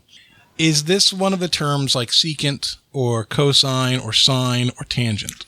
I thought that was part of like an algebraic formula. No, those are trigonomic functions. Okay, but I think I just know they can be found on a calculator. Yes, trigonometry, and in trigonometry classes when you would use those. Okay, gotcha. But this is geometry, right? So, and that's trigonometry deals with lines. It's very similar to geometry, but it's more advanced. Okay. So I've always considered like calculus and algebra 2 to be extensions of algebra 1. Okay. I always considered trigonometry to be like the next step up the geometry tree. That makes perfect sense. Okay. So I think it's going to be one of those. Okay. That's the best I got. That's where my logic stops, and we're guessing. It's better than mine because I would have written straight line. It would have been hard to argue with straight line. Frankly. Exactly. So I think if I'm guessing out of these, I think it's going to be either secant or tangent. And tangent to me, when we talk about it in terms of language, a tangent is something that extends out from the main point, right? So if the main point is the arc, then the tangent could be the straight line that touches but moves away from, perhaps. Okay. Just choose your best guess and let's move on because math is not mine. That's why I was moaning. Not once, not twice, but 14 times. And still pretty bad at math. It was actually 3. Oh, okay. Fair enough. Well, if you want to be accurate. Anyway, it's not an Excel spreadsheet, so I definitely don't know it. I'm struggling at it. So we'll just take a stab in the dark, Ben, and we will say tangent. All right. So that was a very good stab. Actually, because I took way too many geometry classes in college, and the correct answer is, it's tangent. Yep. Correct answer is tangent. Oh! Nice job. That was unreal. That's my partner. Yeah, tangent line. If you think about a circle, a tangent line skims the edge of the curve but doesn't cross through the circle. Thanks for that. That helped not at all. Yeah, a secant line actually goes through the circle and connects 2 points on the circle to each other. Wow. So you think about like an arrow going through a heart, that would be like an example of a secant line. That was like guess built on guess built on guess to get to the right answer. That was an inception answer. It was great. Well done, man. Well done. Your next question is in the category of history. The open circuit scuba was co-invented by Jacques Cousteau and what French engineer? I remember when I used to know the answers to Trivial Warfare questions back in the day. I knew it was Cousteau, and then he blew it by saying his name. We're just stretching our luck here, dude. Roll the dice. We're locked in. I really have no idea, honestly. I was even having trouble naming one French engineer. So I put Marconi, who's not French. Who's Italian? We like to call them Frenchineers. Yeah. And then I put Otis, who's not French.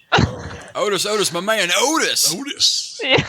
So. Oh, man. I don't know. I just wrote down kind of French names. I wrote down Bouchard. Bouchard. Lafayette. It's a good one. Just one name, Pierre, like Cher, but French. He's just Pierre. He's just got one name. Yeah. I'm just drawing a total blank. I know, me too. Should we just do Marconi and like hope that he had like a French dad? Oh my god, that would be great. Yeah. The host is laughing at you, so that might not be good. Maybe he's laughing because we're so right. It's just so crazy how right we are. Truly wild. Is it like some sort of like French automaker, maybe? Peugeot. I think that's how you pronounce that. Right? Or Peugeot, or when I was a kid I called it Peugeot. Fugit. It's pretty good. That's fine. All the other car makers I can think of are like Finnish or Japanese or Swedish. So let's do Do you want to do Peugeot? Really? Peugeot. All right. We'll lock in on Peugeot. All right. How about Gaston? Honestly, dude, as soon as she said car maker, I thought, oh man, Peugeot's a good answer. And then they say Peugeot. I'm like, crap, that feels like that might be right. So I think we have a much more Eiffel answer than that. That's bad. That didn't even make any sense. Eiffel awful. Oh God. Awful. Yeah. Yes. So anyway, we were trying to come up with Frenchineers, right? The best that we could come up with, we figured Eiffel must have been an engineer, and it could have been like the very beginning of Cousteau's life and the very end of Eiffel's life. And so we said Eiffel. That's a good guess. The correct answer is Emile Gagnan, Gagnan. Or it's neither. Never heard of that person. All right. You okay? In the words of Alex Trebek, no harm, no foul. I guess. Yeah. That's a hard question. That was super hard. I want somebody to write in. So if you're on the Trivial Warfare Army, I want you to let me know if you got that right. I want to know how many of our people knew Gagnan. All right. Your last question in the round is in science. Science! Oh my God. I'm so tired of science questions. This was brought to us by Josh Winrick. What U.S. state was recently honored in the naming of the 117th element of the periodic table? Oh, God. No. We're locked in. All right. Ladies. Okay. I was just on the periodic table the other day at work. Just for the fun of it? Just on it. In the patent office. No, just on it. 116 I know is being named after some place in Russia. Okay. I don't know what 117 is being named after. Okay. And I feel so bad. I feel like we probably at least have like a 1 in 40 chance because it's not California because that already exists. Mm-hmm. It's like it's not. I think we can agree it's not like Montanum. So like probably not. Yeah, awesome. Connecticut. So basically, I've written down. I don't know if it's like. Do you know if it's like a solid or if it's like a weird 116 is a noble gas. So 117 is going to be in the first group. So same group as like hydrogen and like francium, and so they're like really big elements. Okay. So what I'm basically asking is like, should we pick like a mining state? Good question. Yeah. That I do not have an answer for. Okay. The things that I'd written down was stuff like Massachusetts. Really? Yeah. Well, just because like Harvard and MIT, like I figured if it's going to be discovered someplace, like it might be there. That's a great guess. I truly have no idea. Yeah. I do think it's a good, I was thinking too of like places where elements would be discovered like that, like universities and stuff. I also more thought of, this is probably less useful, but I was like, which of them have a nice ring to it? I don't know. Illinois and Massachusetts are good guesses for like their universities or their research. I just don't know how you would make that into an element name. Yeah, I don't know. Someplace northeast would be my guess. Okay. Maybe Washington? Washingtonium? No. I was going to say, have you heard anything recently? I know, because it probably would have come out of UW too, so I would have known that. Yeah, and to be honest, that makes me more loath to put down Illinois, just because like if it had been Northwestern, I would have known. Yeah. And if it had been like Chicago, I feel like I still would have known. Okay. And Florida, all they do down there is, space and swamps. So should we do Massachusetts? Yeah, I feel like that's the only one that I could say with any like more degree of confidence than any other state. So sure. Let's do it. We'll lock in with Massachusetts. All right, Massachusetts. All right. That would be hilarious. Wouldn't it? With Jonathan's current war on Massachusetts. I don't have we had a peace treaty. Oh, we do have a peace treaty. Yeah, I don't have a war with Massachusetts anymore. So I feel like I've run across this, and there was a state that stood out to me, but I don't have any real confidence in it. It's just like when I tried to go through them, it's the one that grabbed my attention, and it's fun to say Forrest Gump style. So we said Alabama. Greenville, Alabama. All right. The 117th element, the name of the element is Tennessee. Wow. The answer would be Tennessee. None of us even named it.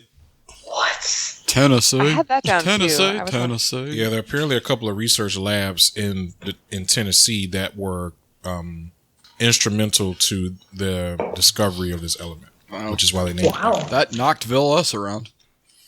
Your jokes are so bad, dude. Dad jokes. So Nothing but bad. dad jokes. It's not even. All right, so that's the end of the fifth round. You're like my wife trying to get a pan off the top shelf. You're reaching really hard, and you're not getting there. But that was funny. You see, that's the difference. So anyway, that's the end of the fifth round. And Chris, that second question of the game with the 2-point bonus is really haunting us right now. It really is. Because at the end of the fifth round, it is 92-90. And Sabrina and Sally are still in the lead. We haven't had a lead the whole game, dude. I think it's safe to say that Ben's winning the second half. He kind of is. Yes.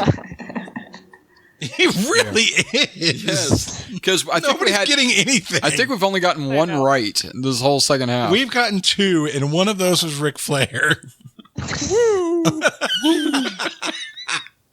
All right. Your first question in the round, the category is cartoons. Cartoons. Cartoons. All right. What 80s cartoon was based around a multiracial family with diverse, genetically engineered superpowers? What? That's the whole question? Yes. Can you repeat it I want again? the name of the cartoon. What 80s cartoon was based around a multiracial family with diverse, genetically engineered superpowers? I watched a lot of cartoons in the 80s, Chris. So did I, Jonathan. Do you think Thundercats counts as multiracial? No! Really? That was good. Everybody, that was funny. Listen, everybody knows Panther was black. Everybody knows that. Everyone knows that. I have a guess, but it's a bad guess. Okay. Sure. I mean, Sure. It's better. but they're not. It's Who not cares? altered. Who cares? Just take your We got to pad. end it. No, yeah. Circle it. I want to circle that. No, circle that. Fine. At least we can make fun of Haji. Great, Chris. Are you guys locked in? We're locked in. All right.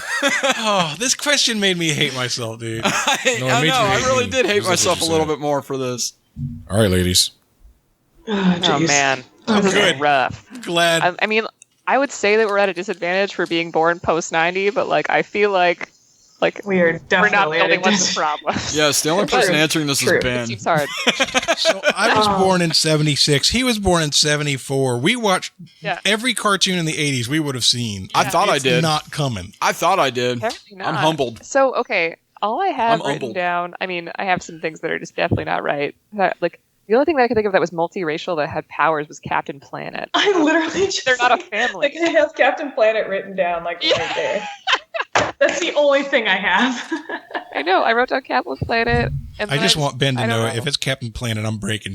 I want you to know, dude, because it's not a damn family. Duly noted. No. Oh, Yeah, right? I heard. They're united. They're a family because of Captain Planet. Teacher. They have diverse powers. Yeah, exactly. They are definitely multiracial. Yep. Yeah, no, Captain Planet is literally the only thing that I can think of that it's like a multiracial animated cast with any sort of powers. I know. I'm like Teenage Mutant Ninja Turtles.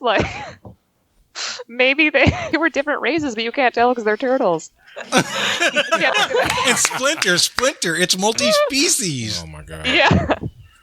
Do we don't just know. want to put Captain Planet? I think we just have to put Captain Planet. I think that's our least ridiculous guess. Yeah. Okay. Yeah, I'm okay with that. We're gonna lock Captain Planet. All right. So the very first thing Chris wrote down was Captain Planet. And I said two things. A, they're not a family. B, I asked, are they genetically engineered or did he give them their powers? And you said what? He gave them their powers. So not genetically engineered. Correct. So if it's Captain Planet, like I said, I'm going ape. We listed. Please let it be Captain Planet. This could be awesome. We listed down everything we could think of, dude. We went. I mean, obviously, we had our GI Joes and Thundercats and Transformers, and there's not any of those. Oh, then we went Snorks, Silverhawks, and the Smurfs, and freaking. Are those words? What? Mask. These are real cartoons they're listing. Mask and the Herculoids and Batman and finally. Just because we were tired of thinking, Chris wrote down Johnny Quest. And we're like, well, Haji's definitely not white, so at least we got the multiracial. Well, that you had the two gay dads. I mean, I mean, that's what they should have named the show. My two dads. Brilliant. No, they already made it my two dads. I just want to point out that gay is not a race. I just want to make that clear. But I'm just but there are multi races in there. Gotcha. But it was ahead of its time, technically. Gotcha. I got That's all I was trying to say. I got Look, jerk. All right, jeez. Ben trying to chuck me under this bus. We have literally no idea what the answer is. We said Johnny Quest. Yes. All right. So the correct answer, created by Ted Turner, is Captain Planet. What? No, I call shenanigans. Break some stuff. There was no family. There was not genetic power. What's today's date? Today's 2017. What's today's date? It's April 1st, 2017. April Fool's, baby. He was right. Jonathan was literally about to break things. He wasn't kidding. He was about to get it from his desk and destroy something valuable. Oh my god, what is it? Don't tell me it's Johnny Quest. It's not Johnny Quest. Okay. All right. He really was. I was like, hold on, I gotta get back here. So when you guys look at Sabrina still laughing. All right, Ben, what's the answer to this damn question? This is one of my you've hurt their feelings. So this was one of my favorite cartoons of all time. Really? Have you ever heard of the cartoon The Bionic Six? No. Nobody's heard of that. No. Ran for 3 seasons on USA. No. It was a family. So they had it was a mother and father, and they had 2 natural children. They adopted a black teenager, and they adopted a Asian teenager. I think he was. Was it a black guy and an Asian girl? It was an Asian guy. Oh, you were close. I was so close. You were close. Originally, only the dad was bionic because he was like a spy and like a pilot, and he had powers. But then something happened where they had to give the rest of the family powers in order to save them from radiation or something like that. So all of the different characters had different superpowers. And what I loved so much about it was that they broke the stereotypes because they had a character that was good in sports, but that wasn't the black kid. The black kid was actually the one that was super smart. And that's what drew me to that cartoon, is because the black kid was the smartest one in the family. So, but it's one of my favorite cartoons of all time. And also that theme song is amazing. We are a family. It's such a cheesy 80s theme. Oh man, God, it's great. Dude. That's great. Ben, you're killing me. I know. Your next category is in movies. This is a tri-bond. Okay. I love it. Name the actor that appeared in all of these films. The Fifth Element, Silver Linings Playbook, and Jackie Brown. So, Chris, have you seen Silver Linings Playbook? I have. Have you seen Jackie Brown? A long time ago, but I tried. Well, then we have a chance at this because I can name damn near everybody in The Fifth Element. Really? So, we got a chance. Yes. All right, we're locked in. All right, ladies. Locked in. All right. So I've seen Silver Linings Playbook, and I've seen Jackie Brown. Okay. I know that Nicolas Cage is in The Fifth Element, but it's not him. Right. I think that it's Robert De Niro. Oh, interesting. Because he's like Jackie Brown's friend in Jackie Brown, and then he's the dad in Silver Linings Playbook. And he's the only overlap that I could possibly think of. Yeah, I couldn't think of who any other characters in Silver Linings Playbook other than Jennifer Lawrence and Bradley Cooper. The only person from The Fifth Element I could think of was Chris Rock, who's definitely not in. Is Robert De Niro in Fifth Element? Do you know? I don't know. Probably. I've only seen it once, and it was a super long time ago. But I would not put it past him. That seems like his kind of movie, like kind of silly. Yeah, because I know that he's in the other two. I know that 100% certain. So. Yeah. Oh, did I mix up? Is it Chris Tucker in The Fifth Element? I always mix up Chris Rock and Chris Tucker. Both named Chris. Okay. I'm gonna go with. Let's just go with Robert De Niro. Okay. Yeah, lock that in. Okay. Okay, so I started writing people down, and the second name I wrote down was Chris Tucker, and then Chris. Actually, I wrote down Chris Rock. Yeah, Chris Rock. And then you said, you mean this Chris Tucker? I was like, yes, I meant Chris Tucker. And then I asked you, is Chris Tucker in those other two? And you were like, yes and yes. Yes. So we said Chris Tucker. Wow. Yep. And also remembering what Ben, and ladies, you don't know this, but Ben's favorite movie in the world is Friday. It is. It is. So that may be a tie-in. Yeah, exactly right. But you don't know if you're right yet. So that's true. The correct answer is Chris Tucker. Yes. Oh man. I knew when I wrote this question, bad. I didn't want to include Friday and I didn't want to include Rush Hour because that would be too much of a giveaway. Yep. No, that was a good call. Yeah. Your last question before the final question is in literature. According to GuinnessWorldRecords.com, what person holds the record for the most published works in history? This is as of today. So as of April Fool's Day, in other words. Right? Are you going to make a fool of us again, Ben? No, this is the actual answer. I'm looking right. at Guinness No, World the Records. answer here is actually Captain Planet. The noted author. Yeah. Who knew he was such a Prolific fool author, again? Captain Planet. Yeah. I hate the answer, but I think that's the best answer we got for our educated guess. All right. We're locked in, Ben. All right. We're not happy with it, but we're locked in. Okay. Okay, what are you thinking? So I worked at a library for about 5 years or so in like high school, middle school and high school. And I remember talking with one of the librarians one day, and there was one person who had written books that were not only did he write fiction, but he also wrote books that had been published in almost every single Dewey Decimal category. Whoa. Wow. And Whoa. so that was Isaac Asimov. Oh. And I love that answer. I think that in addition to writing a lot of works of fiction, I think that he also published a ton of nonfiction. Yeah. And he was the first name that popped into my head. And I think that I'm pretty sure that, like, I think he wrote something on the order of like 900 books. Dang. That's amazing. Yeah, So- the only ones I had down were like Stephen King. I was thinking of like those airplane type books and like James Patterson and Dean Koontz and like people who just churn them out. Yeah, I like Asimov. I think it's a great answer. Let's do that. Okay, cool. We're going to lock in on Isaac Asimov.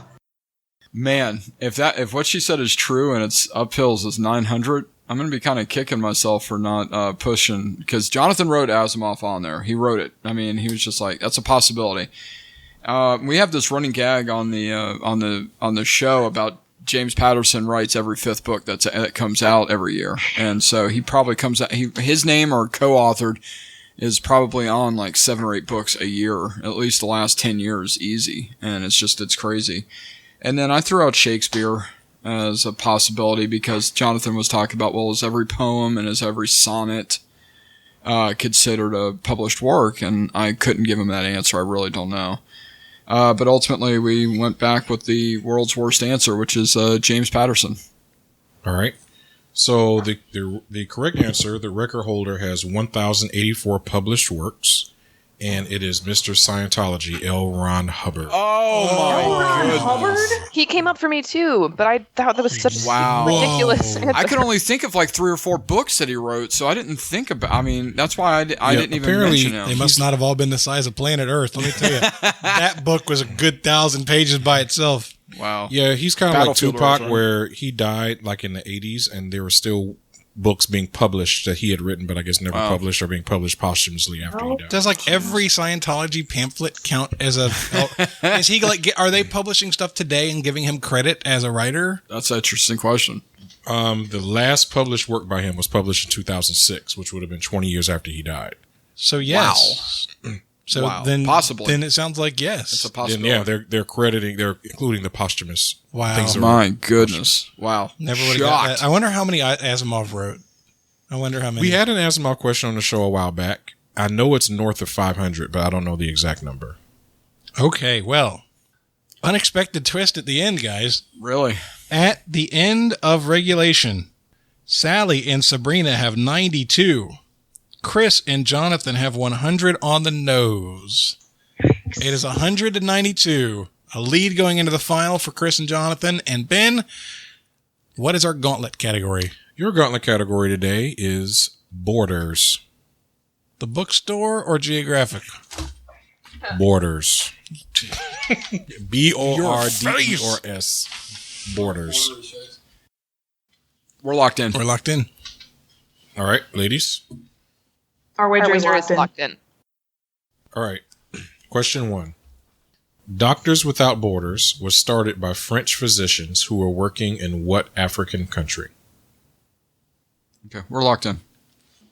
Okay. Wait, do you know this for sure? Like, do you know it cold? No. Okay. I mean, we could go with cold. No, because I do. She was hoping. Okay, we're locked in. Okay. Question 2, Ben. All right, question 2. Of all the countries that border Russia, which country's border is the shortest? All right. After much debate and discussion, we are locked in. All right. Great. Okay. So this is freaking me out because Russia's so big. So big. We are locked in. All right. Ben, last question. Pat Borders won the World Series MVP playing for what baseball team? Lock it in. Could you repeat that one more time? Yes. Pat Borders won the World Series MVP playing for what baseball team? So this is Major League Baseball, obviously. When I say that, he played for other teams, but I can't think of them. Okay. And I know that team won World Series, and I know he played for them. No, I feel pretty I just don't confident. know exactly when. I feel confident in you. Okay, so we're locked in. Okay, so it's not the Cardinals.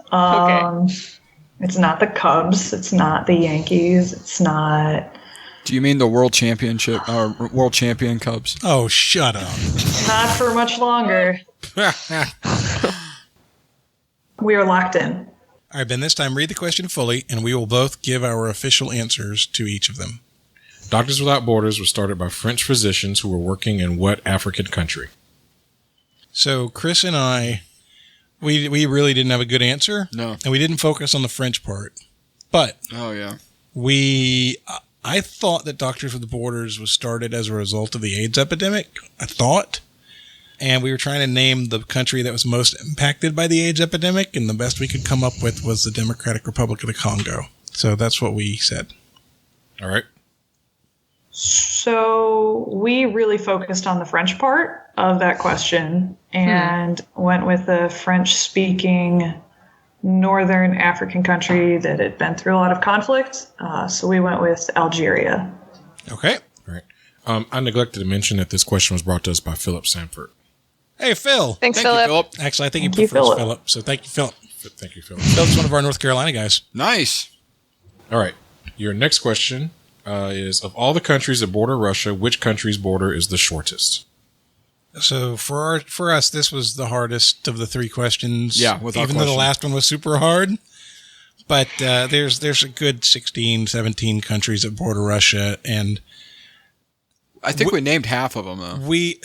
if I could have proven that Luxembourg bordered Russia, it would have been easy because we would have gone with that. But I don't think it did, and so we ended up in the Baltics, and we chose Lithuania on a random draw. All right. Yeah, we ended up in the Baltics as well, and we picked Estonia just because we felt it was pretty small. It probably is smaller than Lithuania. So. Oh yeah, yeah, it is smaller than Lithuania, but the border. Yeah, you never know, right? Yeah. The tendrils. Yeah, it's all about those all- tendrils. It's all about the tendrils. And Ben, last question. Last question is, Pat Borders won the World Series MVP playing for what baseball team? I love the fact that it was a baseball question. Hey, what did you guys say for this one? Oh, We said White Sox. The White Sox. Okay. So I'm familiar with Pat Borders. He's a backup catcher. and he spent a lot of years with the Toronto Blue Jays. So I don't know if he was there when they won the World Series in 92, 93, but it's as good a guess as any, so we said the Blue Jays. And I trust him. So your answers are, question 1, that country was Nigeria. Oh, Nigeria. wow. Okay. On my list. Yep. Question 2, I actually looked this up to verify. The terrestrial border is 11 miles and the maritime border is 12 miles. The answer is North Korea. Whoa. I didn't even realize that they bordered. Holy cow. It's a tendril for sure. It's definitely a tendril. Yeah, I knew it was a tendril. I knew it. And the question 3, the answer is the Toronto Blue Jays. We got one! Nice job. Yay! But now it Man, comes down to Sabrina. the wagers. Shame. All right, so we'll tell you what we wagered first. In fact, we wrote down something very specific. Yes, when we did. When we didn't take long. Jonathan made a very valid point. I said, quote unquote, Ben's questions have been underlined hard, and we should go 0. And so we wagered 0. All right. Nice. All right. So you end with a score of 100. All right, ladies. Yeah. In So- contrast, we wagered everything. Yep. So we have 0. You didn't just do it. You didn't just wager everything, though. You did it with style. What was the style you were going for when you bet it? Oh, Alex Jacob, his bet it all. It's just bet it all. They're all in. All right, so the final score. Chris, we pulled off a miracle, baby. We really did. The final score, Chris and Jonathan with 100, Sally and Sabrina with 0. It is the win, baby. Good We'll job. take it. But I will tell you this. You guys are amazing. Just the fact that you guys graced our little show by coming on, we appreciate it very much. Little show. Little show. You're hurting my feelings. We're big fans. We're happy to be here. Oh, awesome. Absolutely. Okay, didn't know that. Absolutely. That's awesome. This is a great time. Woohoo! Thank you, guys. So now, Little show. but your face. By being on the show, you are our Warheads of the Week. Yay! So we got that going for us. Off our little show. I got a little show for you, dude. All right, and do you have time to stick around while we read a couple of reviews? Yeah, sure. Okay. So our first review of the day is by Subatomic Cowboy. Subatomic Cowboy says, a great listen if you want to brush up on your trivia skills for the next round of pub trivia, or if you want to feel smart by yelling, she was the youngest person to win the Nobel Peace Prize, you big dummy, at your iPhone. So, a good old time. That was by Subatomic Cowboy. Thank you, Subatomic Cowboy. Say that 3 times fast. He turned into Fred Sanford for a second there. You did. Thank you. We have a review by AC Thomas-St. Paul. And AC Thomas-St. Paul says, been listening my way through the back catalog since I first heard about the show when Vivek thanked them for helping him with his Jeopardy practice. Thank you, Vivek. Awesome. The banter and the questions are top-notch and remind me of my happier times playing Pub Quiz as well. I've been so pleased with the product that I signed on to Patreon. So keep up the good times. Is it possible to be both Team Ben and Team Carmela? And the answer is actually yes. If they have hashtag both of those, then both of you get credit. There you go. Right. So the answer to that is yes. Nice. And the last one today is Pug Lover 19. Pug Lover 19 says a useful time waster. Hey. I don't know. Hey. You just called it a little show, dude. We are a little show. I was thrilled to find this podcast recently after becoming instantly enchanted with pub trivia. The questions are a reasonable difficulty, usually. We're looking at you, Ben. Looking at you, Ben. The various guests and hosts are engaging, and the backlog is large enough to supplement my Jeopardy training for quite a while. I implore every man, woman, child, alien, household pet, and ferret to give it a listen. Wow. We are huge with the ferret population. We really are, I mean, yes. there you go. You got that. And the naked mole rats. Okay. All right, and we have some Trivial Warfare Army promotions to announce. First up, it is a married couple. Danielle and William Fields have both come in as captains. Danielle had actually started as a lower rank earlier. So this is a promotion for her, and for William, it is a new setup. Together, they are captains. So thank you to William and Danielle Fields. I'm going to bet that you guys are going to want to play together at some point, so that should be a lot of fun. We also have a new captain, Sean Cawley. Sean, welcome to the club, man. I've been waiting for you. Glad you could finally join us. And last but not least, we have a new captain, Erica Johnson. Erica, thank you so much for your support. I really appreciate it. If you want to support the show, you can do that by going to www.patreon.com/TWA, and you can see the different ranks and the different tiers when you're on Patreon. And just give the amount that you feel comfortable with. Whatever you think that we've earned from you, then that's what I would suggest thinking about. And remember, no pressure. If you don't think we've earned it, then you shouldn't give it. And I think it's about time to wrap it up. But before we do, I just want to congratulate again Josh Winrick for being the winner of our first quarter prize. And Josh, I'll be reaching out to you shortly. In fact, you might even, if possible, you might even be inserted into this episode. We're going to see if that can happen. Oh, there you go. That would be cool. Nice. All right, Chris, why don't you get us out of here? All right, Sally and Sabrina, thank you very, very much. You guys are awesome. We really appreciate you very much. Oh, you bet. A lot of fun. Thank you, guys. All right. We had a great time. Ben, I think actually it was another one for Ben today. Yeah. So, yeah, Ben took over that second half and, waxed poetic on us. So, well done, Ben. No problem, man. All right, so if you want to get a hold of Jonathan, you can at trivialwarfare@gmail.com. Again, that's trivialwarfare@gmail.com. If you want to get a hold of me to send me a Warm It Up Chris question, like Andrew Brown did today, you can send it to warmitupchris@yahoo.com. That's all one word. It's warmitupchris@yahoo.com. If you want to reach out to me, you can email me at twaliterature@gmail.com. And if you want to reach out to Carmela, she is at twafirstlady@gmail.com. All right. And until next time, that's Sally, that's Sabrina, that's Jonathan, that's Ben. My name's Chris, and this, my friends, is Trivial Warfare, where it's not just trivia, it's war. Take care, everybody. Bye. Hashtag Team Chris. Bye, guys. Thank you for listening to Trivial Warfare. To learn more about the show and become a warhead yourself, visit trivialwarfare.com. You can subscribe to the show on iTunes or in any other good podcast app. And find us on Facebook or Twitter by searching Trivial Warfare. This episode was edited and produced by me, Joel Sharpton. If you need help with your podcast, find it at propodcastingservices.com.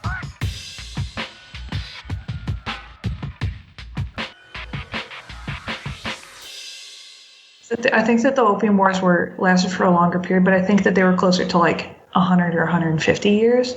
Okay. As opposed to like 700. Right. Like at that point, just like give them opium. Like stop fighting.